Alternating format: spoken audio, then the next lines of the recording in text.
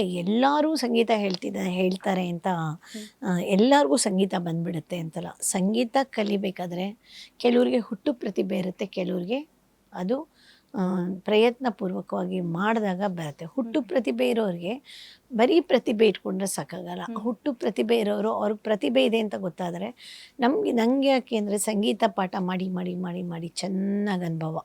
ಯಾಕೆಂದರೆ ನಮ್ಮ ತಂದೆ ಸಂಗೀತ ಹೇಳ್ಕೊಡೋರು. ಆಮೇಲೆ ನಾನು ಇದು ನನ್ನ ಮಕ್ಕಳು ಇವಾಗ ಯಾವ ಇಂಟರ್ವ್ಯೂನಲ್ಲಾದರೂ ನಮ್ಮಮ್ಮ ಮ್ಯೂಸಿಕ್ ಟೀಚರ್ ಅಂತಲೇ ಹೇಳ್ತಾರೆ. ಸ ರೇ ಗ ಮ ಪಾದ ನೀ ಸಾ ನೀ ದ ಪ ಮ ಗ ರೇ ಸ, ಈ ಸಪ್ತ ಸ್ವರಗಳು, ಇದಕ್ಕೆ ಮಾಯಾಮೊಳಗಳ ರಾಗ ಇದು. ಈ ರಾಗ ಇವಾಗ ನಮಗೆ ತಂದೆ ರಾಗ. ಓಕೆ, ಇದರಲ್ಲಿ ಏನಾಗುತ್ತೆ ಅಂದರೆ ರಾಗಗಳಲ್ಲಿ ತಂದೆ ರಾಗಗಳು ಒಟ್ಟು 72 ಇದೆ. ಅದರಿಂದ ಹುಟ್ಟಿರೋ ಮಕ್ಕಳುಗಳು 3898 ಅಂತ ಕೇಳ್ಪಟ್ಟಿದ್ದೀನಿ, ನಂಗೆ ಗೊತ್ತಿಲ್ಲ. ಆ 3898 ಇವಾಗ ಅದು ಪ್ರಭೇದಗಳಿರುತ್ತೆ. ನಮ್ಮದು ಧ್ವನಿನಲ್ಲಿ ಪ್ರಭೇದಗಳಿರುತ್ತೆ. ರೀ 3 ಥರ ಇದೆ. ಶುದ್ಧ ರಿಷಭ, ಚತುಶ್ರುತಿ ರಿಷಭ, ಷಟ್ಶ್ರುತಿ ರಿಷಭ.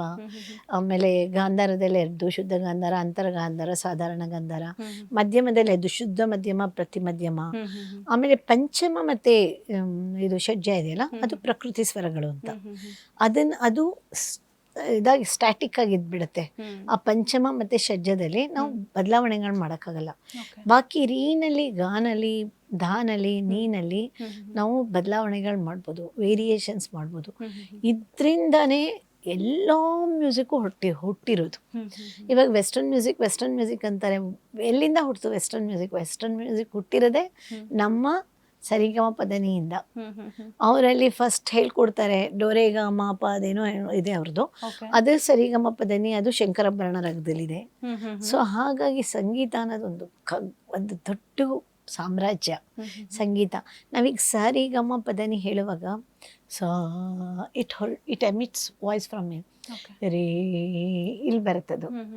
ಗ, ಇದು ಮೇಲ್ಗಡೆ. ಮಾ, ಇಲ್ಲಿ ಬರುತ್ತೆ. ಪ, ಬಾಯಿಂದ.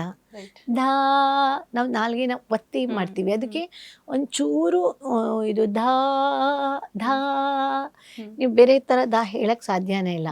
ಧಾ, ನೀ full nose. Saw connects to ಸಹಸ್ರಾರ ಚಕ್ರ. ಸೊ ಹಾಗಾಗಿ ನಾನು ಹೇಳ್ತಾ ಇದ್ದೀನಿ, ಪ್ರತಿ ಒಂದು ಮಗುಗೂ, ಪ್ರಪಂಚದಲ್ಲಿ ಹುಟ್ಟೋ ಮಕ್ಕಳುಗಳಿಗೂ ಸಂಗೀತ ನಾಲೆಜ್ ಕೊಡೋದು ಭಾಳ ಭಾಳ ಮುಖ್ಯ.